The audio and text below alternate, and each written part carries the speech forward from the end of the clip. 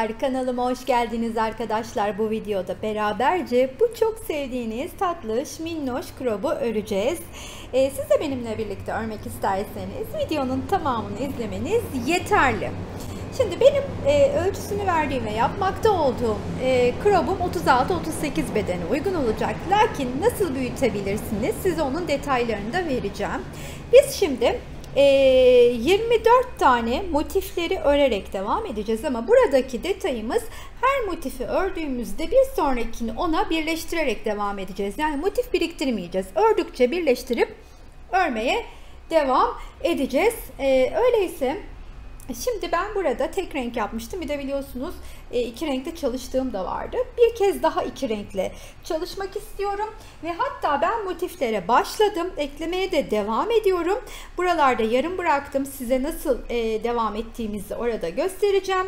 Alize Cotton Gold ve Yarn Art Jeans kullanıyorum. 3 milim tığ ile örmeye devam ediyorum arkadaşlar. İlk olarak dediğim gibi motifin yapımıyla başlayacağız. İlk motifimizi nasıl yaparak devam ediyoruz onu göstermek istiyorum ve ekleye ekleye de nasıl devam edeceğimizi anlatacağım.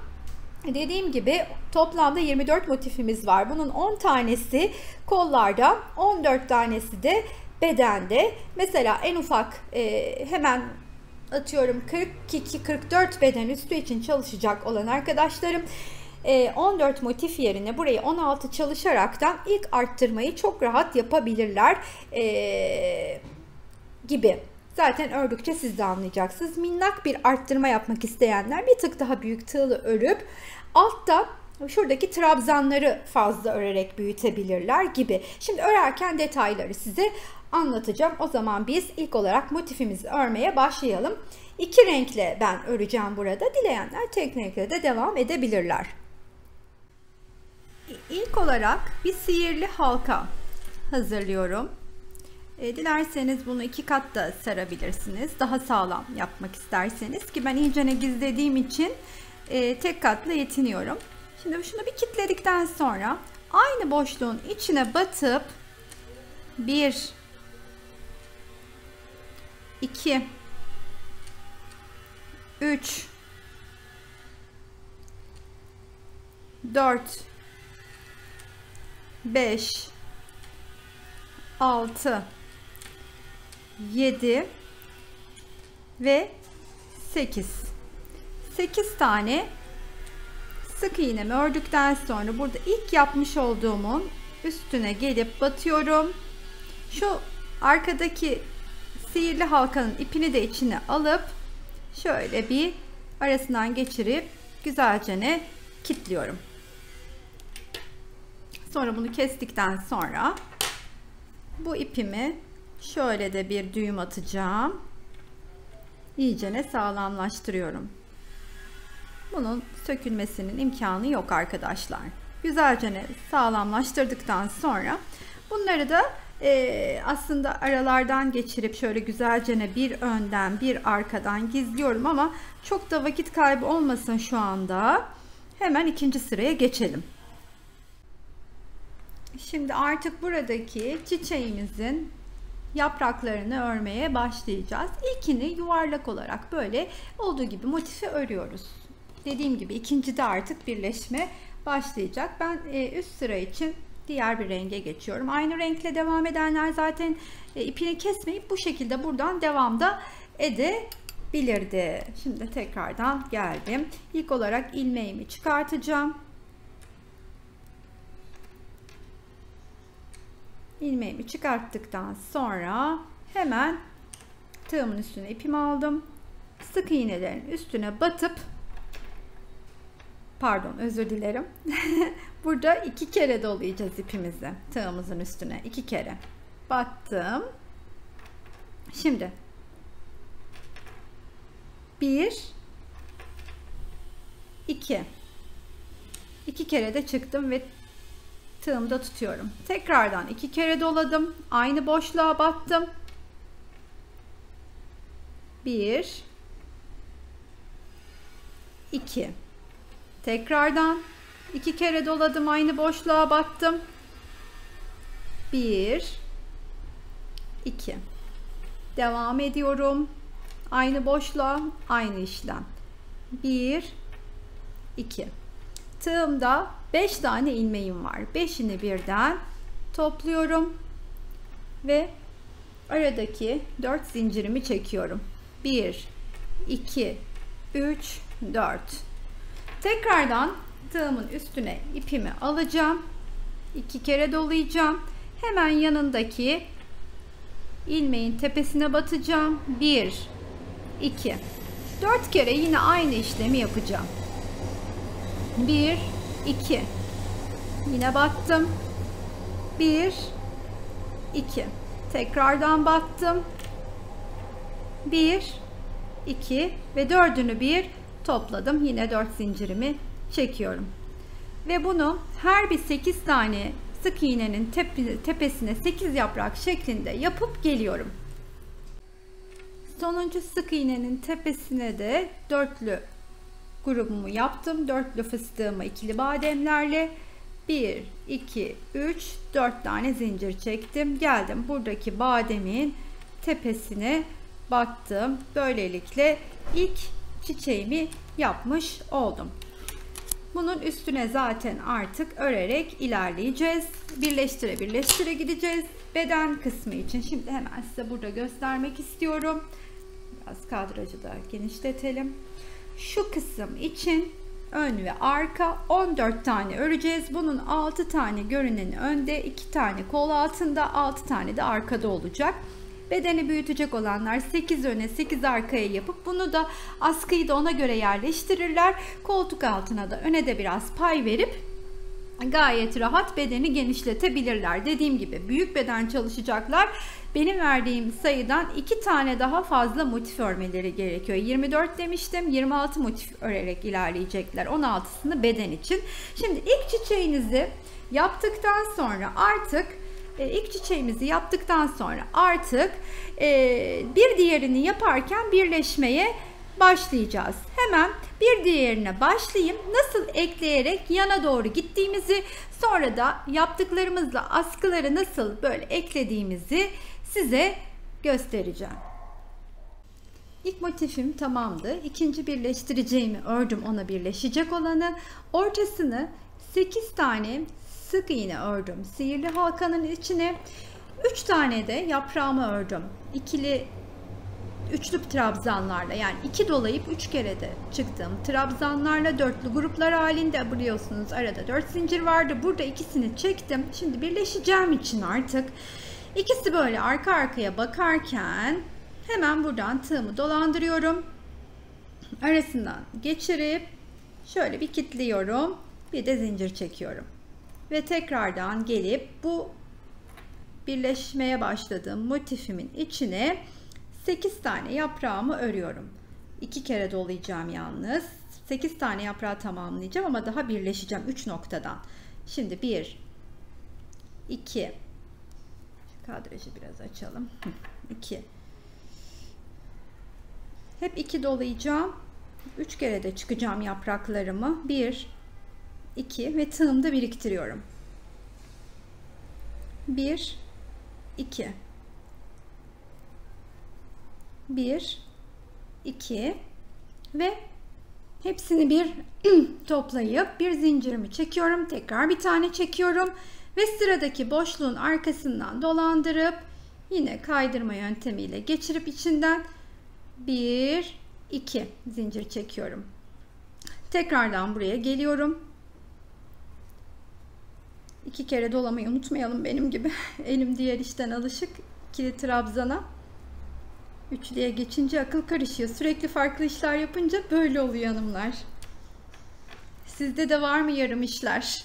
Yarım işleri bırakıp yeni projelere başlamalar. Ya da aynı anda birçok projeyi devam ettirme. Benim o işte. Yarım bırakmam da aynı anda çok proje devam ettiriyorum. O da aklımı karıştırıyor. Tekrardan 4'ü tamamlayıp hepsini topladım. 1, 2 zinciri çektim. Arkadan dolanıp arasından kaydırıp yine kilitliyorum ve 2 tane yani kitleme ile birlikte 2 zincirimi çektim. Şimdi artık bunu 3 noktasından birleştirdim. Sıradaki boşluklara 2, 4, 5 tane örmüştüm yaprak. 8 yaprağımı tamamlayıp geliyorum. Böylelikle 2 taneyi birbirine birleştirmiş olacağım. 4'er tane dörtlü gruplar halindeki üçlü trabzanlarımı örüyorum.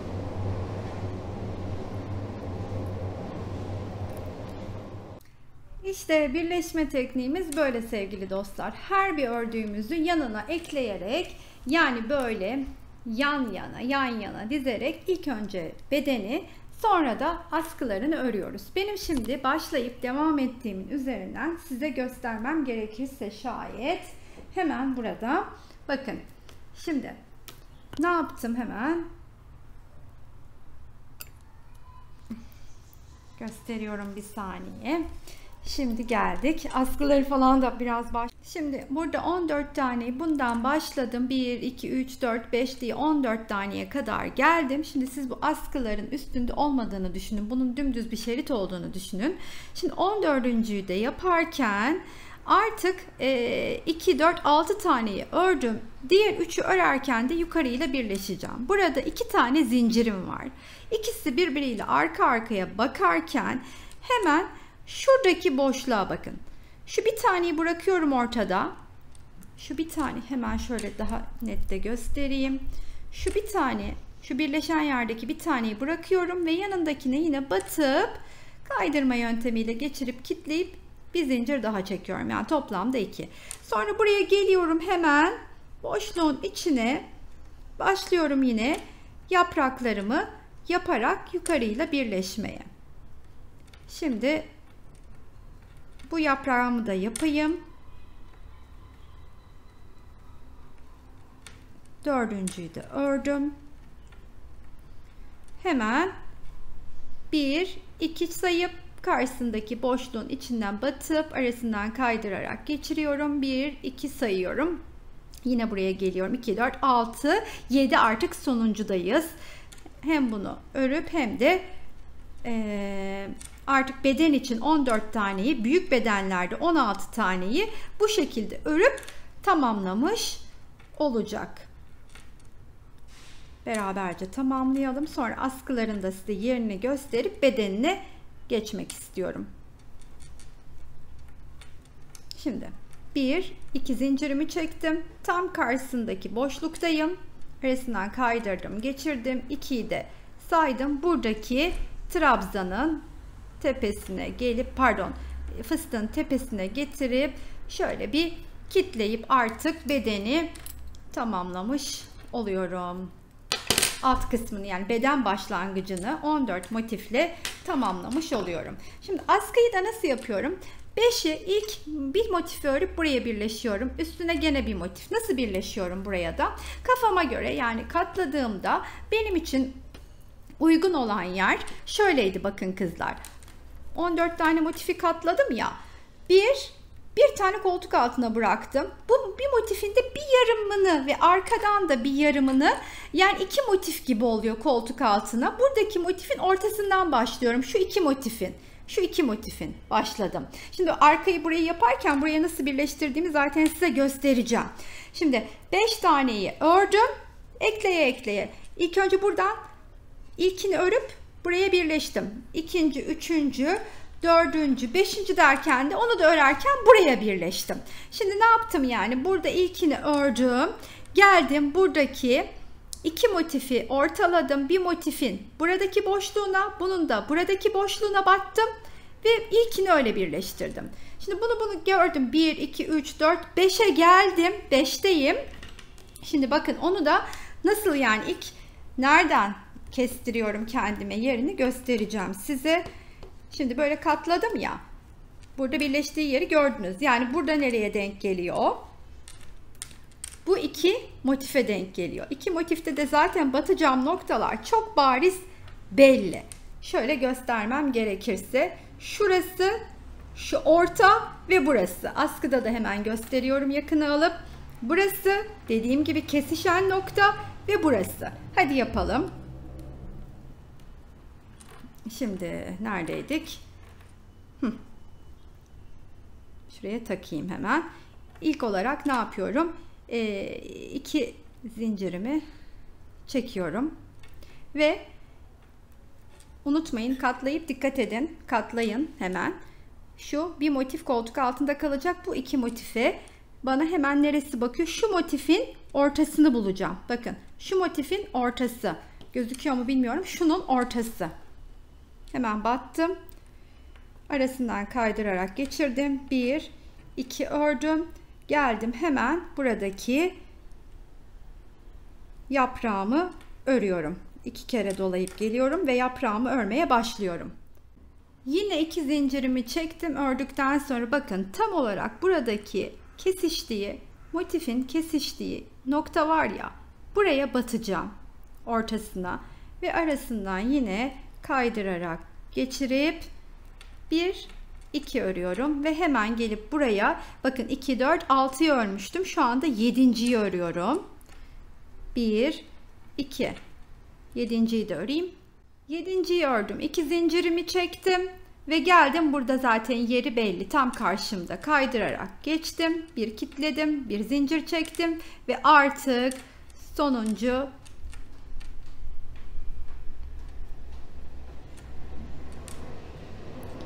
yaprağımı da öreceğim.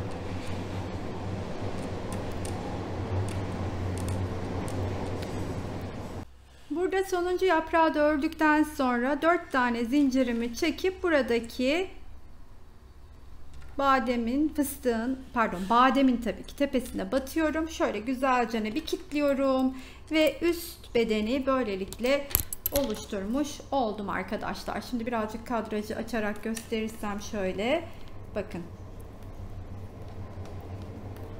Şöyle üst üste de koyduğumuzda şimdi artık aşağı doğru örmeye başlayacağız. Askısının etrafını, pıtırını falan sonra yaparız. Hemen göstereyim bunun üstünde de neresini öreceğimizi. Şu bedene geçiyoruz. Şu beden kısmına geçiyoruz. Şurayı tamamladık. Şu askın, şundan bahsediyorum. En son bir pıtırcıklar yapıyoruz etrafı daha süslü gözüksün diye. Siz başka isterseniz kenarda yapabilirsiniz. Şimdi bu pıtırcıkları ortadaki büyüye 4, köşelerdekileri 3 şeklinde yapacağım. Yalnız siz burada bir arttırım da yapabilirsiniz isterseniz. Biraz daha büyük göğüslü hanımlar ya da küçük çocuğu örenler eksiltebileceği gibi büyük göğüslü hanımlar burada bir miktar daha trabzanları fazla çalışabilir. Burada da genişletmek bir tık sizin elinizde. Aşağı doğru olan kısmı böyle sarı ile beyazı biraz karışık örmek istiyorum. Hatta beyaz altta biraz daha yoğun olacak ama ilk geçişi bir sırayı sarıyla yapacağım. Bunun için hemen ilmeğimi çıkartıyorum. Ve sonra bunu tabii ki ters çevireceğim öreceğim için. Ve şöyle koltuk altı kısmından başlamak istiyorum. Şunun da üstünü örerim. Hatta buradaki trabzanlarım artık ikili trabzanlar. Şu köşelere, köşedeki boşluklara, şuradakilere, şunu hemen öne de alayım.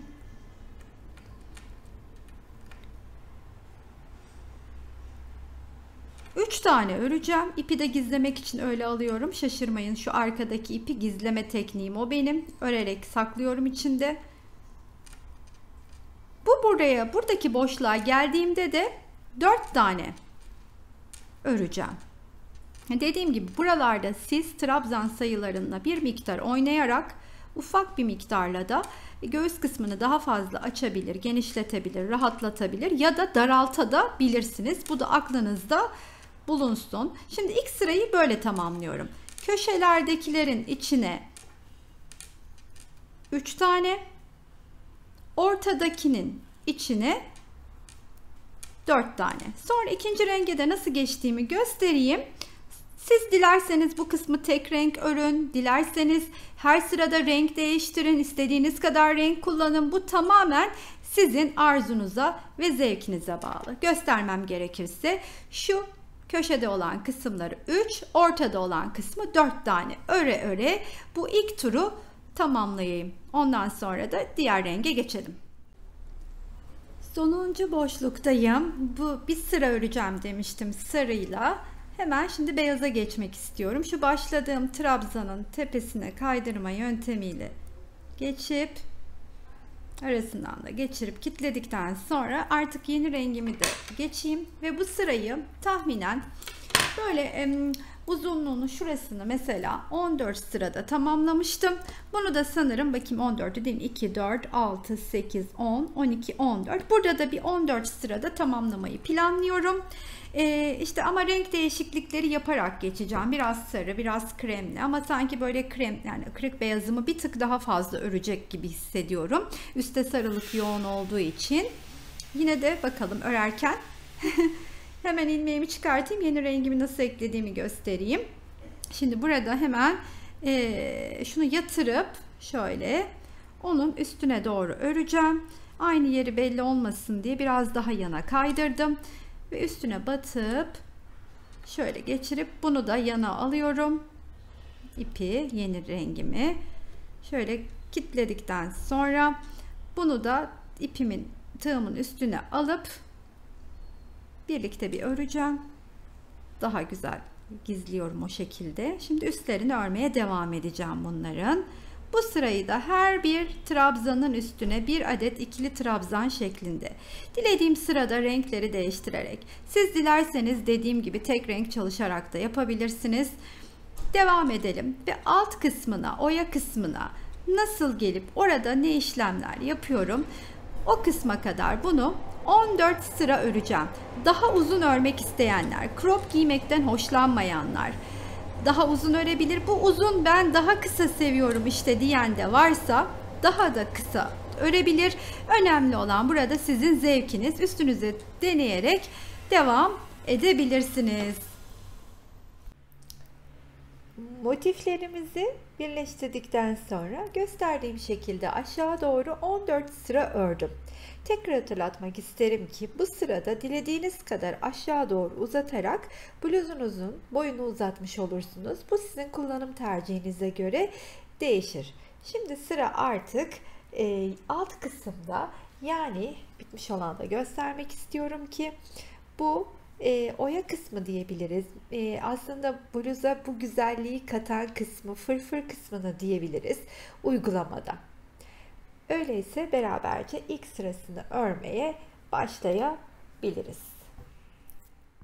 Bluzu tersinden gene çeviriyoruz ve uygun, hani size göre uygun bir köşesini seçip, ki ben hep dediğim gibi genelde bu tarz bluzlarda koltuk altına gelen kısmı tercih ederim. Oradan yine bir noktayı seçeceğim ve fırfır kısmını ana rengi olarak seçtiğim sarı renkle devam etmek istiyorum. Yine ilmeğimi çıkarttıktan sonra tığımın üstüne ipimi alıp uygun bir noktasından batıyorum. Bir adet ikili trabzanımı örüyorum. Şimdi şöyle alacağım. Tam olarak burada bir zincirimi çekip tekrardan tığın üstüne ipimi alıyorum. Bu arada bunu da şöyle geriye doğru alayım. Aynı noktaya bakın. Aynı noktaya batıp bir ikili trabzan daha örüyorum. Daha sonra bir iki trabzanı atlıyorum. Tığımın üstüne ipi aldım ama arada hiç zincir çekmedim. 2 trabzanı atladım. Üçüncüye batıp yine bir ikili trabzan örüyorum. Yine bir zincir çekiyorum.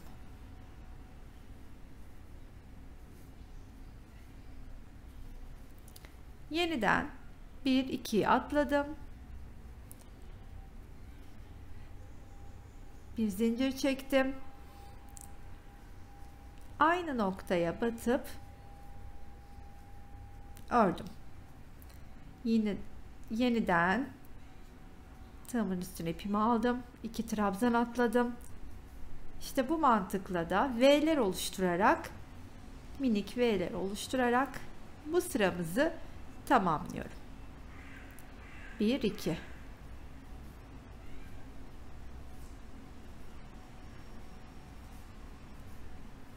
Bu sırayı da tamamlayıp geleyim. Şimdi burada sonuna doğru geldiğimizde şayet ortada tam olarak 2 atlayıp bir batıyorduk ya, şimdi burada 2 atlayıp bir bassam bunun dibine geleceğim. Alt kısmını genişletmek isterseniz bunu bir atlayıp buraya örersiniz. Yani benim birazdan yapacağım gibi, ya da zaten altının yeteri kadar genişlikte olduğunu düşünüyorsanız bunu hemen buraya gelir, bunun tepesine batar bitirirsiniz. Arada birazcık açıklık bırakarak. Şimdi ben burada şöyle yapacağım. Bir atlayacağım. Bunun içine batacağım. Bir zincirimi çektim. Yine aynı noktaya batacağım. Ve buraya gelip artık yine aynı renkli devam edeceğim için dursun. Buraya gelip bu şekilde tamamlayacağım. Yani bu böyle durumlarda, sayıların sonda denk gelmediği durumlarda siz gidişata göre buradaki örgünüzü ayarlayabilirsiniz. Üstü tam olarak sayarak ilerlemediğimiz için burada sayılarda bir farklılık gösterebilir. Bir sıraya geçtiğimizde ise hemen bulunduğumuz noktadan yandaki V'ye kaydırma yöntemiyle gelelim. Ve burada tekrardan aynı boşluğa batıp bir sık iğnemizi örelim. Sık iğnemizi örelim. Daha sonra tığımızın üstüne ipimizi alıp buradaki V'nin içine, bir sonraki V'nin içine gelelim. Ve hemen 2 tane yan yana ikili trabzanımızı örelim. 2 zincir çekelim. Yine aynı boşluğun içine 2 tane ikili trabzanımızı daha örelim. Sonra bir yandaki V'ye gelip bir sık iğne örelim. Yeniden bir yandaki sık iğneye gelelim. 2 tane ikili trabzan, 2 zincir, tekrardan aynı boşluğun içine 2 tane ikili trabzan, hemen yanına batıp bir sık iğne ve bu mantıkla da bu sırayı tamamlayalım. Bir V'nin içine sık iğne, bir V'nin içine 2 tane ikili trabzan, 2 zincir, tekrar 2 tane ikili trabzan mantığıyla da bu sırayı tamamlıyoruz. Şöyle göstereyim size. Bir boşluk fazla olduğunda araya hemen şöyle kaydırma yöntemiyle yedirebiliriz. Yani çok da hani kendini zaten yerini belli etmeyecektir. Ama her zaman tabii ki bu böyle olmaz. Normalde sayılar denk de gelebiliyor. Sadece denk gelmediği zamanlarda neler yapabilirsiniz? Yani sökmenize gerek yok. Bu şekilde bakın, gayet de yeri çok dikkatli bakılmadığı sürece düzgün devam ediyor. İlla ki sayıları tutturacağım derseniz, ben hani eşit gitsin istiyorum derseniz, yukarıdaki bir V'yi ben arttırmıştım mesela, eksik yapsaydım burada denk gelecekti gibi, ama çok da inanın zaten orası bizim büzdürme kısmımız olacağı için hiç belli olmuyor. Şimdi 3. sıraya geçerken hemen 3. sıramıza geçerken şimdi bulunduğum noktadan şuraya doğru bir kayma yöntemi, hatta şu tepesine batıyorum, yandakinin şöyle tepesine batıyorum, şu trabzanın üstüne gelip hemen yalancı trabzanla şu şekilde yükseliyorum. Sonra bu yandaki trabzanın tepesine de örüyorum bir ikili trabzan ve buraya geliyorum. Boşluğumuzun içine 2 adet ikili trabzan örüp 2 zincir çekiyorum.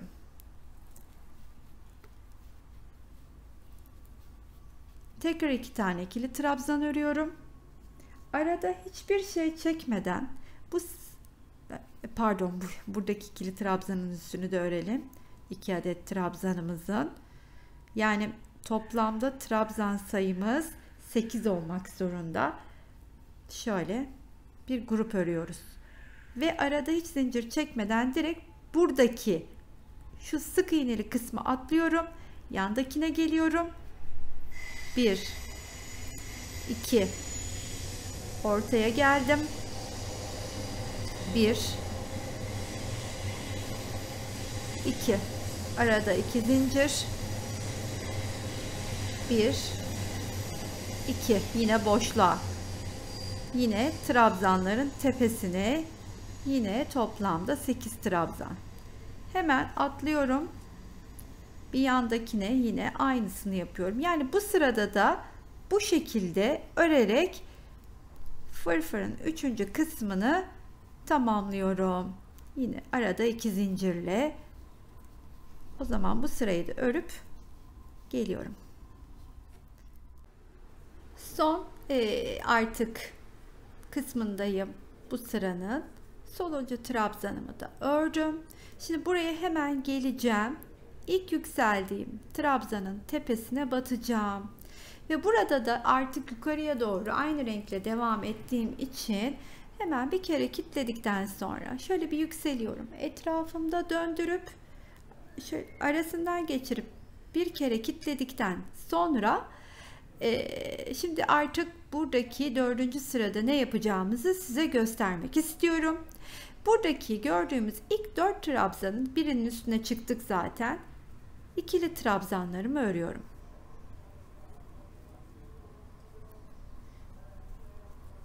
Sonra boşluğa geliyorum. 2 tane daha ikili trabzanımı örüyorum. Burada da arada 2 zincirimi çekip tekrardan boşluğun içine 2 tane ikili trabzanımı örüyorum. Sonra yine trabzanların üstüne ikili trabzanlarımı örmeye devam ediyorum. Ve şu şekilde bir grubu tamamlamış oluyorum. Artık burada 12 tane 6 burada 6 burada trabzanımız var. Şimdi burada bir zincir çekip buradaki bir yandaki grubun ortasına batıp bir sık iğne örüyorum. Tekrardan bir zincir çekiyorum ve direkt şuradaki bu grubu atlayıp şu gruptaki ilk trabzana batıyorum ve ikili trabzanlarımı yine trabzanların üstüne örmeye devam ediyorum. Buraya tekrar geldim. 1 2 zincir, tekrardan boşluğun içine 2 tane ikili trabzan, sonra her bir trabzanın üstüne 4 tane daha örüyorum buradakini. Tekrardan bir zincirimi çekip buradaki boşluğun içine gelip bir sık iğne, tekrar bir zincir, tekrardan buraya atlıyorum. Yani bu sırayı da bu şekilde tamamlayacağım. Bakınız böyle devam edecek. Artık fırfırın alt kısmın yani sonu, ucuna bir tek oya örmemiz kaldı. Sonuncu kısmına geldiğinde de yani şu sık iğneli kısma yine denk gelmedi. Sayılarla devam etmediğim için aslında normalde yukarıdaki sayıları sayarak devam etmiş olsaydım burası denk gelebilirdi ama fırfır kısmı olduğu için, altını böyle gerçekten büzdürerek kullandığımız bir ürün olduğu için oraları hiçbir şekilde belli olmayacağından, zaten bakın şimdi hemen başladığım noktaya geleceğim. Bunu tepesinden kaydırma yöntemiyle tutturacağım. Gayet de güzel bir şekilde etek kısmını da tamamlamış oldum. Şimdi burada ne yapıyorum hemen? Artık pıtırcıklar yapmaya başlayacağım ucuna. Şöyle minnoş minnoş pıtırcıklar öreceğim. Hani siz de isterseniz bunu örebilir ya da başka bir şeyler de çalışabilirsiniz. Bunun için hemen ne yapıyorum? İlk bulunduğum yerde şöyle ilk bulunduğum yere hemen batıyorum, içine bir sık iğne örüyorum. Hemen 1 2 şöyle 3 zincirimi çekip aynı noktanın içine bir daha batırıp kaydırma yöntemiyle de içinden geçiriyorum. İlk pıtırcığımı yapmış oldum. Daha sonra 1 2 zincir çekiyorum aralarına. Sonra şöyle rastgele denk geldiği yere şöyle batıp hani uygun olduğu yere tekrardan geliyorum, batıyorum. Sonra 1 2 3 zincir çekip aynı noktaya bir kez daha kaydırma yöntemiyle batıyorum. 1 2 zincir çekiyorum. Buraya denk geldi, battım. 1 2 3 aynı noktaya, dibine ama bakın, kendi dibine batıyorum. 1 2 zincir çekip yan yatırıp hemen sık iğnemi örüp tekrardan 1 2 3 yine kendi dibine batıp kaydır. 1 2 hemen batır. 1 2 3 kendi dibine kaydır. Bu mantıkla da bütün etek kısmını dolaşacağım arkadaşlar. Pıtırcık sıramın da sonuna geldim. Şimdi sonuncuyu yapıyorum yine. 1 2 3 zincirimi çektim. Kendi dibime battım. Arasından kaydırarak geçirdim. Sonra tekrardan 1 2 zincirimi çektim. Buradaki pıtırcığın dibine kaydırma yöntemiyle geldim. Kilitledim. Ve eteğin pıtırcıklarını böylelikle tamamlamış oldum. Şimdi sıra, şöyle bir göstereyim önce size görünüşünü altta doğru. Şöyle bakın, tam istediğimiz formu aldık. Şimdi buraya birazdan ipini nasıl yaptığımı göstereceğim. Onu geçireceğiz. Şimdi sırada şu üst kısmı, şuradan başlayıp böyle geleceğim. Askılarında, yani şu kol ağzını da fırfırlayacağım. İşte etrafını da fırfırlayacağım. Aynı buradaki yaptığımı burada yapacağım. Nasıl yaptığımızı da hemen tekrardan göstereyim size. Şimdi mesela ilk kol etrafından başlayalım. Yine aynı renk ipimle devam ediyorum. Aldım. Ne yapacağım? İlmeğimi çıkartıp şimdi kol altından şöyle kol etrafını geçeyim. Şimdi ilk olarak ne yapıyorum? Şuraya bir sık iğne ile batayım. Şimdi şu askının iç tarafından başlıyorum. Şu boşluğa ilk olarak şöyle bir sık iğne örerek kilitleniyorum. Sonra yanına 2 tane daha örüyorum. Sonra şu yaprağın tepesine batıp bir tane daha sık iğne ördükten sonra 1 2 3 pıtırcıklı yükseliyorum ve tekrar gelip kendi dibine batıp şöyle kilitledikten sonra hemen yanına 3 tane daha sık iğne örüyorum. Sonra dördüncüsüne batıyorum. Dördüncü sık iğnemi ördükten sonra 1 2 3 zincirli yükselip yine dibime batıyorum. Şöyle aradan kaydırıp geçiriyorum. Hemen yan tarafa 1 2 3 sık iğne örüyorum. Tekrardan buraya bir sık iğnemi ördüm. 1 2 3 zincirle yükseldim. Kaydırma yöntemiyle geçtim. Hemen yanına 1 2 3 sık iğne. Dördüncü de tepesine battığımda hemen 1 2 3 kendi dibine bat. İşte bu şekilde üst tarafı da tamamen pıtırcıklarını dolaşacağım. Kol evini, işte göğüs kısmını olduğu gibi tamamlayacağım. Pıtırcık sıramızı da tamamladığımıza göre artık bluzumuzun son işlemi olan kuşağını nasıl yaptığımıza geldi sıra. Tabii ki siz birçok yöntem biliyorsunuzdur. Bu bele bağlamak için yapılabilecek ipleri, ucunun süslemesini, yani hiç fark etmez. Dilediğiniz şekilde yapabilirsiniz. Hatta kuşaksız böyle bol da kullanabilirsiniz. Sizin tercihinize göre değişir. Bunu kuşağı ördükten sonra geçireceğim sıra tam olarak burada ilk bu fırfır kısmına başladığımız noktanın olduğu V'leri oluşturduğumuz yerden geçireceğim. Nasıl yaptığımıza gelecek olursak ise pomponlar yaptık tabi. Böyle ipi çift kat kullanıp zincir çekip pomponlar hazırlıyoruz. Pomponların ucunu bu şekilde bıraktık ama dilerseniz siz boğmalı da yapabilirsiniz. Ben bu püskülün yapılışının detayını sizlerle bu videonun altına linkini bırakacağım ve paylaşacağım. Oradan bilmeyenler faydalanıp örebilir, hazırlayabilirler. Ama bu videoda bunun yapılışını göstermeyeceğim size. Sadece şu kuşağı nasıl ördüğümü göstermek istiyorum.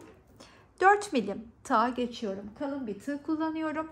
Burada 2 renk kullandığım için 2 renk ipimi de alacağım. Eğer tek renk kullansaydım aynı ipimi 2 kat kullanacaktım. Yaptığım işlem gayet basit arkadaşlar. Zincir çekeceğim. 2 tane ipimle ilk olarak ilmeğimi alayım. Şöyle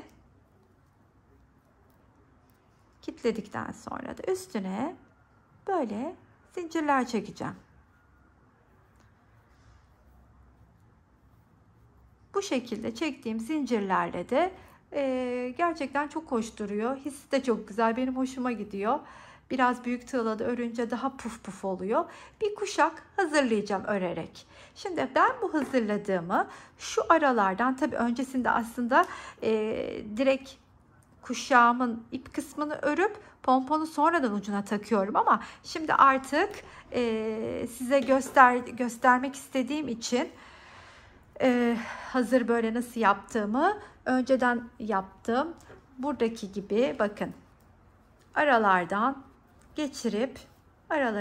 geçirip önde bu şekilde bağlayacağım bunu da. Şimdi bunu da hemen şuradan başlıyorum geçirmeye. Tabii bu biraz benim için zor olacak bu sefer geçirmesi. Hatta belki ucunu söküp baştan bile yapabilirim. Aralarından geçirip yerleştirip yerine geleyim ben dostlar. Umarım anlaşılmıştır. Böyle ilk bir tur olarak da size gösteriyorum zaten. Bakın bu şekilde başladım geçirmeye. En son geldiğimde bu ucunu burada tutacağım. Bakın bir tanesine geçirdim. Hemen atlıyorum. Şimdi bunu geçirdim. Bunu atlıyorum. Bunu atlıyorum. Şuradaki gibi bakın. Aralardan nasıl geçirdiğimi göstereyim tekrardan. Bir atlıyorum. Bir taneye geçiriyorum. Yani bunu atlayıp buradan tekrar aradan alıp geçiriyorum. Yerine yerleştirip kuşağımı geleyim. Yine en sevdiğimiz kısım finaldeyiz. Bu 36 beden kropu 200 grama yakın. Yani işte 2 tane sarı, bir tane, yani 150-170 gram, öyle söyleyeyim. Yani tek renk çalışacak olursanız 150-170 gram çok rahat yetecek bir crop ördük. Benim çok hoşuma gitti. Bu yaz bence bunlar çok tatlıştı. Çıtır çıtırlardı. Diğer biliyorsunuz somonlusu, pembelisi, bu beyazlısı gelin gibi oldu. Çok hoşuma gitti. Sizler de sevdiniz. Eda'mla beraber de örelim dediniz. Ben de yazın sonuna hemencik yetiştireyim istedim. Dediğim gibi büyütecek yerleri motifleridir. Alta doğru arttırımlar yapabilirsiniz. Bu detaylar hep videonun içinde mevcut. 200 gram, yani 2 adet yüzlük gitmiyor, öyle söyleyeyim size. Çok az ipin de gittiği bir bluz. Tabii ki beğendinizse ben sizden bir kalp alırım ve ben de size bir kalbimi hemen şuraya bırakırım. Abone değilseniz abone olmayı unutmayınız efendim. Yorumlarınız, beğenileriniz çok ama çok kıymetli. İzlediğiniz için çok teşekkür ediyorum. Sıradaki videolarda görüşmek üzere. Hoşça kalın arkadaşlar.